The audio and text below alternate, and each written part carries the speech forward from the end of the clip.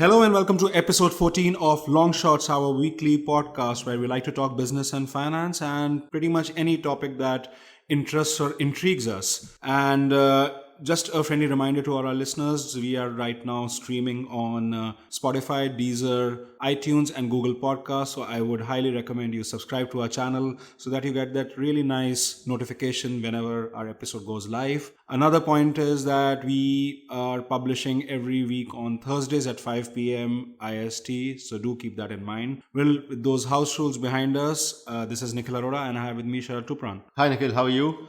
All good, man. All good. Well, it's been a very strange week, In episode 13, I think we started our discussion with how Spotify is entering India and how that might be a game changer, and ending it with the note that it will probably have its hands full, and India is not really the usual beast that Spotify enters. There's a lot of homegrown domestic traction already happening here in the music streaming business. And just within the week, it seems that the first contender has already showed up. Yeah, no, you're absolutely right with that characterization. I agree with you 100%. And obviously, you're referring to Reliance Jio and Saavn combining together for an integrated music streaming offering. This is on the back of their acquisition in March, I guess, which valued the Jio Music and Saavn combined entity at US $1 billion. Right. So clearly, like you said, they're stepping into this market, which is going to be tricky. Because of linguistic sort of library nuances, but also because OTT streaming is fairly evolved in the Indian landscape, and this is obviously proving to be one of the first real test, I guess. Right. Obviously, as time elapses, we'll get more color and see more granularity in the library and demographic and positioning in upper market, lower market, what kind of market and all that. But like you said, yes, it's not going to be a straightforward come. So this is like the quintessential bundling approach, right? Yes, it is, and the new streaming service is called JioSaavn, and it's got a ad-supported offering, and It's got a premium offering. But the Jio subscriber, obviously, the ad-supported is free, and the premium offering also has a first 3 months is free, and it's obviously tied to telecom carrier, which is Jio, right. Which is proving to be a very topical theme in terms of differentiating yourself amongst telcos. I mean, Airtel has Wink. Jio already had Jio Music, but now it has strengthened it. Saavn is, I think, it's a South Asian focused streaming app. Correct. And it's, I think, not based out of India originally, right? And so Jio just basically took it over, and they are pricing in the offering as a part of their data plans rather than actually, giving it as a standalone offering, correct? Yeah, it's basically, if you're a subscriber, you get access to the music app. Right. Yeah. So if you have a Jio SIM, correct, you are on the app already. Yes. And for the free experience, correct, which has advertising in it. Yes. But if you want like an ad-less experience, you need to pay something after 3 months. Correct. Correct. So yeah, that's exactly it. And the library seems fairly robust with, I think, over 40 million tracks. Right. Obviously, like you said, Southeast Asia focus. So I'm guessing there's a lot of Hindi content in there. I think they've struck deals with the big boys of Indian cinema. Let's call it T-Series and Yash Raj films and whatnot. So let's see. I mean, how that evolves. But intuitively, I see a fit in terms of Jio's demographic and the sort of content, I guess. But again, this is just intuition. I don't have any data supporting it. Right. So T-Series also had a tie-up with Spotify. Correct. Yeah. Right. And now they're also... So T-Series has its hands full, right? They have a lot of optionality, which is, I think, which they won't mind. Yeah. No, it's more the merrier, I guess, right? Right. But like we discussed last week, this is what is interesting on whether anyone can strike exclusive arrangements. Right. Because right now, if T-Series content is there on Spotify and on Jio Music and on XYZ, sort of everyone, I mean, at the end of the day, are you heading towards a market where all music streamers are offering the same library? Then the differentiation only becomes in price and experience, which we talked about last week. So it'll be interesting to see if there's ever exclusivity that comes in some of these, some of the content. Right. Well, I mean, come to think of it, I mean, I think in India, like with a relatively weak intellectual property framework, at least in terms of enforcement, I guess piracy is pretty rampant here. Sure. So yeah, I imagine most of the users are pretty used to just consuming their music for free. Yeah. So I mean, I think like that way, Reliance really understands the typical Indian user. Yeah, yeah. And they do understand that, like putting some sort of a heavy subscription based model is just not going to fly. Yeah, and it's consistent with other music apps as well in India. Like most of them have an ad-supported variant, which does not expect the user to pay on a monthly or an annual basis. Right. So and I saw that in the West as well. There were free versions of the music streaming, and on top of that, YouTube is the big disruptor. Like you can watch any kind of music video on YouTube for free anyway. Right. So And I think T-Series pretty much puts everything on YouTube. on YouTube, as well, yeah, right? yeah. I think you pointed it out last week that the world's biggest, most viewed YouTube channel is, I think, It is T-Series. T-Series, right? That's correct. Yeah, so it's obviously very interesting. But let's see. I mean, a lot of noise in the space, and OTT. I mean, again and again, it kind of comes to that, right? Who creates the content? Who owns it, right? Yeah. They are driving the show. Exactly. I mean, in this entire story, I feel T-Series is, the one who is actually, has the chips in their hands. Yeah. At the end of the day, right? Yeah. They own the content. They have deliberately decided to stream it for free on YouTube, maybe with some sort of a delay. Yeah. I imagine that, right? Yeah, yeah. And they also have multiple options where they are, putting their own content. I think that way Saavn is also differentiated because they also have original programming, right? Yes, they do, and yeah, that's an interesting thing you pointed out. They have some podcasts. Right. I think I can't remember the name of those podcasts individually, but there are music, let's call it Bollywood leaning podcasts. Right. With I think some critics and movie reviewers, and there are other kind of podcasts as well. So they clearly understand, and there is clearly a play on the original programming side of things. Right. Because you can't, like, I genuinely believe, like, when you're in the business of content distribution, and one thing you can learn from the Netflix's rise, albeit in a different sort of content, is that over time you will need original programming. You can't just be a distributor, because if you're just a distributor, then your competitive advantage is somewhat low. Right. And I think most people realize that ownership of content is a piece which needs to be looked at. Right. So yeah, Right. let's see. Well, otherwise also, like I think this was obviously on the business end. That was a fairly interesting piece of news. Plus, it kind of correlated, or I won't say correlated, but it kind of was an extension of our discussion last week. Another very interesting chain of events has transpired along the macro front in India. Wrong or allegedly wrong GDP back series data. That obviously created a big noise between the opposition and the present government. Yeah. And following which the actual Q2 GDP numbers came below estimates. Yeah. So yeah, that is a totally different but equally interesting narrative which has been transpiring, right? Yeah, no, absolutely. And obviously we were both looking at it as well. And there's so much of noise around this because so much happened in such a short time, from recalibrating the GDP calculation method to actually them reporting this quarterly GDP growth number coming in below estimates, and then interest rates being unchanged. There were all these things happened in quick succession, I guess. Right. So there was a lot of noise, and I feel like there is a connect in all of them, which people are not articulating well from what I'm reading. Right. So let's spend a couple of minutes talking about it, and let's start by actually the GDP numbers that came in last week, or came in earlier this week, and the decision to keep the repo rate unchanged. Sure. So yeah, so the update is Q2 GDP figures came at 7.1%. So that is below what RBI estimated. Which was what? RBI was estimating at 7.4 for Q2. Okay. So RBI's numbers came in through their monetary policy report, which was out in October, in which they did a forecast till Q2 of next financial year.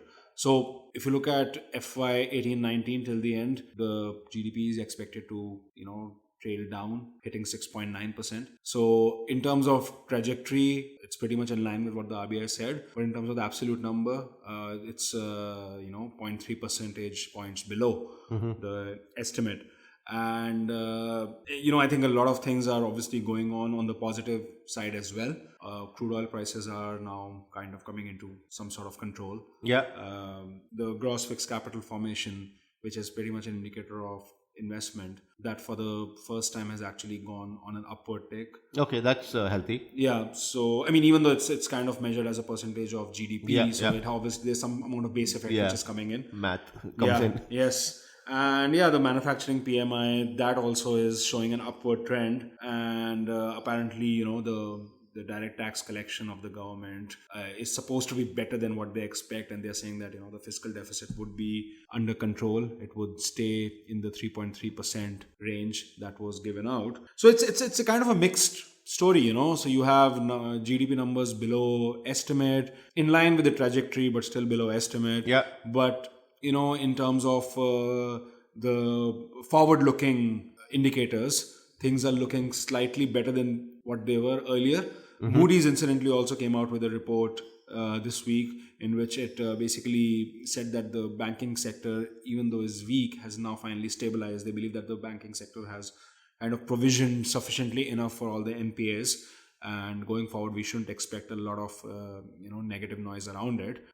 But my views on this. I've been consistently saying that I think 2 quarters ago that we shouldn't expect any fireworks in the medium term from an India macro perspective. Crude oil right now is under control, sure, but I'm pretty certain that any day Trump can create some noise with the OPEC, and the Saudi Arabia might again cut down the supply, and the prices might again spike up. So that will again change the narrative fairly quickly. It's a fairly fickle foot to have at the moment, and I'm pretty sure the last 2-3 quarters, when the crude oil prices were going at an all-time high, not an all-time high, at least a medium-term high, those effects are yet to trickle in fully within the economy. So I'm not very optimistic, at least till March, April next year. I think on a macro front, things are going to stay quite muted. And added confusion was obviously this back series thing, which is, I think, at the end of the day, a pretty political debate. Yeah, no, obviously oil is the key variable here, and we should also put some of the articles that we've put up on surrounding oil and the impact on the economy in this podcast, I guess, in the description box below. Yes, sure. I'll do that. Yeah, because it is probably emerged as one of the biggest variable in terms of driving GDP numbers up and down. Correct. So obviously something that we need to keep a close eye on from a macro standpoint. Right. But let's spend some time on understanding back series and recalculation of the GDP numbers. So basically the background is that I think it was August 15 when the GDP numbers were rebased. Yes, correct. So the idea of rebasing is that there's usually some sort of a reference year which is used for calculating GDP, and the reference year is supposed to set what kind of allocations different sectors would get. It's supposed to be representative of the stage of the economy at that point of time. So the last, I think, year which was used as a reference for GDP was 2004 or 5, and then that was revised to 11-12 in August 15. So what basically happened was that whatever was the sectoral allocation in 04-05 obviously became irrelevant, after a few years, because the basic fundamental structure of the economy has shifted. You might, in a very simplistic basis, you might think that services should have a bit more credit, maybe manufacturing a bit more, agriculture a bit less. I'm just kind of saying this from a very purely indicative, schematic manner. Yeah. And so that allocation mix was revised in August 15 from 04-05 to 11-12. Yes. Right. And which is something that has been done extensively in the past. Yeah, that happens every 5 to 6 years. I think this is the 7th time that has happened. So nothing very unusual about that.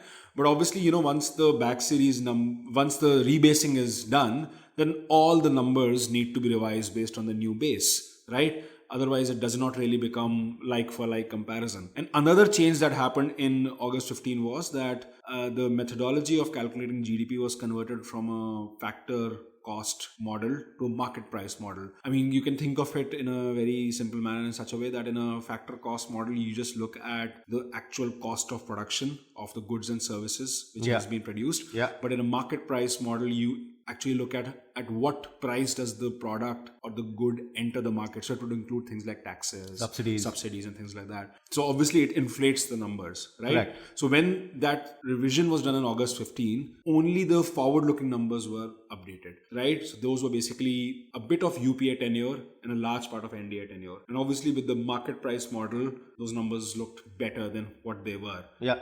And that's in line with international standards Yes, as well. and that's exactly a key nuance here. Like we're moving towards a more widely accepted methodology. Correct. It's not moving away from it. Yeah, it's the same thing, right? Like for instance, in balance sheets, when we look at like mark to market, Yes, on correct. the asset side, it's the same. It's the same game, right? You're kind of taking into account the market price rather than how it has been recognized on the books. Yeah. Correct. And and even at a company level, I mean, I lose comparison, but you always see companies when they're reporting their numbers, they often go back and change the numbers because of IFRS or a new accounting standard that's come in. Precisely. It's pretty much the same logic. It will happen when you're changing methodology. There's no that you don't need to look at. I guess you don't need to always look at basic economic fundamentals through a political lens. Always, I think sometimes that's a very common behavior to look at everything under the political lens. Correct. And sometimes you just got to look at it from a mathematical lens. Correct.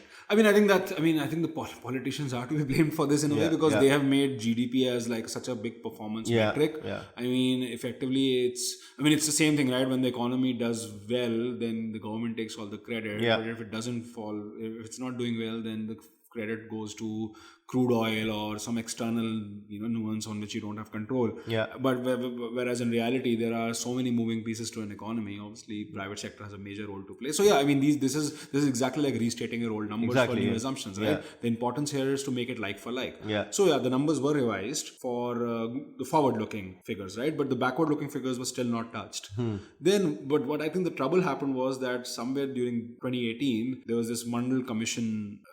Sudeep Mandal Committee or something, which was created, and they looked at the backward looking, so the more UPA era dominated numbers with the new rebasing and market price framework. Yeah.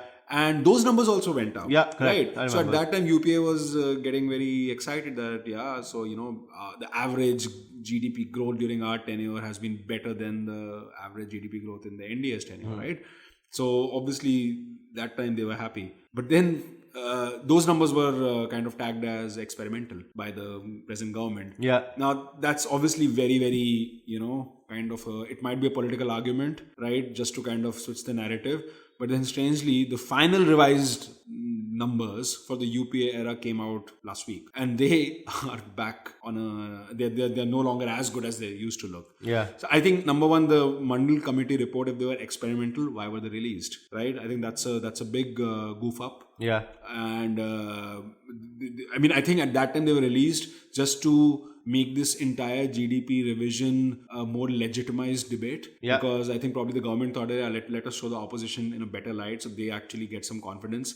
And a few months down the line, we'll again... I just think it's a bit kind of, it's not the most mature way to release these figures, especially when they are in such a, they have such political significance now. Yeah, they do. The massive political significance. The timing couldn't have been better. Yeah. It's about selling the story now, I guess. Yeah, so now it appears like they are just repainting history, making their numbers look good and the UPA numbers look bad. Yeah. So there is a bit of merit in what the technical technocrats are objecting against. Yeah. So there's clearly a communication, mismatch. And for instance, the CSO, which is the statistics office, instead of them releasing the numbers, the Niti Aayog, which is a government-appointed think tank, they were releasing the numbers. Yeah. All that gives it a very bad political optics, right? So to say. And in addition to that, the basic criticism has also been that, if you look at other metrics of the economy throughout the UPA era, right, they apparently are not that bad. And the story that the GDP numbers are now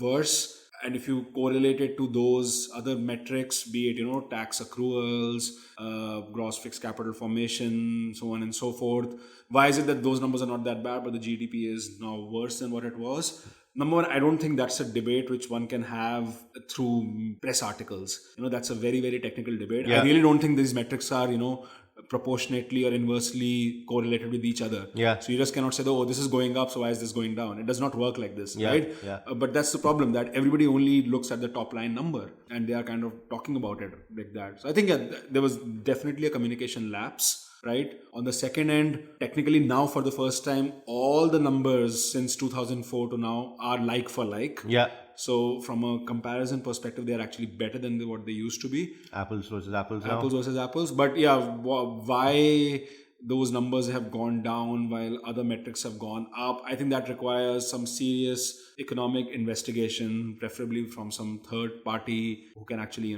give that stamp of approval. Because I think CSO's personal reputation is pretty as an institutional reputation has pretty been hit because of all of this. Yeah, I think Prime Minister of India could be a genuine third party. No, I'm just kidding. Yes, sir. And so yeah, that's pretty much what's happening, and so let's see if tomorrow, I'm pretty sure if oil goes up again tomorrow, then drags the numbers down. The forward looking numbers will be dragged down. Yeah. And since we're talking about oil, there was another important piece of news that came out last week. Important from an optic standpoint, because it's eye-catching, is that Qatar was leaving OPEC. Right. OPEC, as we both know, and most of our listeners know, is people usually loosely use the word cartel, but I think it's as close to a cartel as you can get. Right. It's organization of petroleum exporting countries, which consists of 15 countries, started by Iran, Iraq, Kuwait, and Saudi Arabia, right. and in 1961, and Qatar was the first nation to join after these founding members. Right. And after that, after all those years, they've decided to quit this organization beginning January 1st, 2019. So, I remember all flashy news lines saying Qatar to leave OPEC and Qatar to leave OPEC. What does it mean? And there are just so many inferences to be drawn, I guess. But economically, they seem largely muted. Right. From what I think. So OPEC covers basically crude oil. It does. Yeah, it covers crude oil production. And what's the share of Qatar in OPEC, or in terms of global oil production or reserves? How does Qatar stand up? So OPEC as such accounts for 45% of world's oil output. Right. That's OPEC. Qatar is is a tiny contributor within OPEC. It's less than 2% of what OPEC does. So 2 times 45%, let's call it 9%. And I guess it's a similar story in terms of, reserves as well, right? It must be marginal then. Yes. So it doesn't really have much of an impact, right? No, on OPEC's... out of the 15th, it's the 11th largest producer. So, bottom third, let's call it. Right. And accounts for less than 2% of overall OPEC's oil output. But then why so much song and dance about Qatar leaving OPEC? I mean, I must have read 30 articles on that, right? Yeah, no, I think it's more geopolitical nuances and signaling effect, because no Middle Eastern countries ever left it before these guys. I mean, this is the first Middle Eastern country that's leaving it. Right. There are obviously a lot of political nuances with US relationships with Saudi Arabia and Iran in the picture, and Qatar has its own national policy. So there are just so many moving pieces here. But then what's the main engine behind Qatar's economy? So it's not crude oil. It's not. The biggest exporter, they're the biggest exporters of liquefied natural gas, LNG. Right. So natural gas, basically. They were the world's biggest exporter in 2017. Oh, wow. Yeah. And that's not included in... So LNG is not a part of OPEC. No, it's not. Right. It's not central to OPEC, and they have their own thing going on in LNG. They have their own thing going on, and in fact, the official reason cited by the ministry is that they want to heighten their focus in the LNG space, and also it can be used as a lever for them to have a more nationalist economic policy, because they're not... That sounds like a much better reason than saying we don't like Saudis. Yeah, obviously. It's the official reason. Always sounds nice. And Saudi is actually, somewhat the de facto leader of OPEC anyway. Right. So when they tell you to cut output, generally people cut output. Because anyways, I think even predating this OPEC thing, Qatar and Saudi Arabia were having a lot of issues. Yes. Anyways. Yes. And they're obviously, let's say, they're not the best of friends. Right. And they don't share the same enemies, if you will. I mean, these are all high-level, loosely spoken words, but yeah. And what's interesting is OPEC is now sort of shifting towards something called OPEC Plus, which includes 10 non-OPEC alliances or petrochemical partners, of which the big boy is Russia. Okay. And Kazakhstan also is there, and there's some other nation. Erstwhile USSR oil production. Yeah. It's now tying up with OPEC. OPEC. So, it's... and is this already a thing, or this is something in proposal? They use the word OPEC Plus or the Vienna Convention to describe these new guys, because, I think it was, 2 weeks back when Russia and Saudi Arabia both agreed that we should cut oil production for a little bit. Right.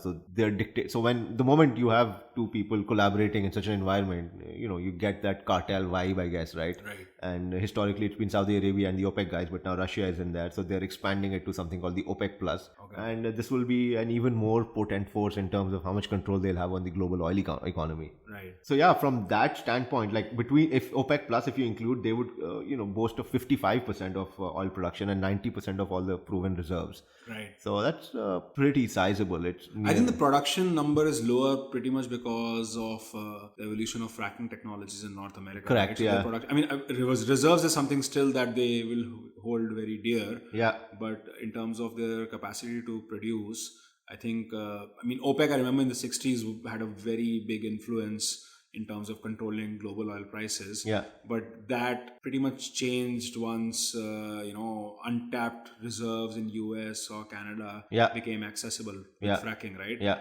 But now we are probably in the next stage where with Russia coming in, OPEC Plus would probably have again a lot of clout. Yeah, and the narrative is the same, right? If like we talked about, I think in one of our podcasts about how there's a sellers cartel and how maybe they should combine to for a buyers cartel.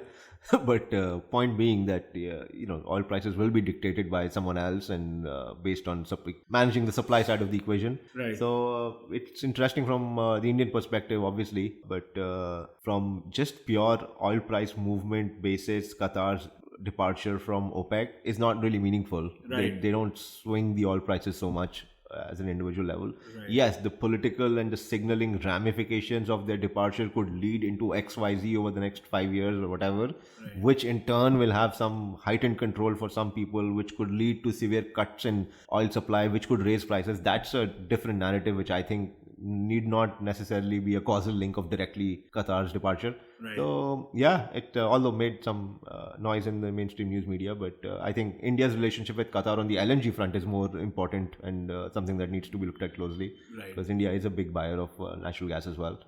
But yeah, it's an interesting story. And I think another kind of point might be that with obviously Saudi Arabia, I would assume is like a US ally, right? Yeah. Still. Yeah.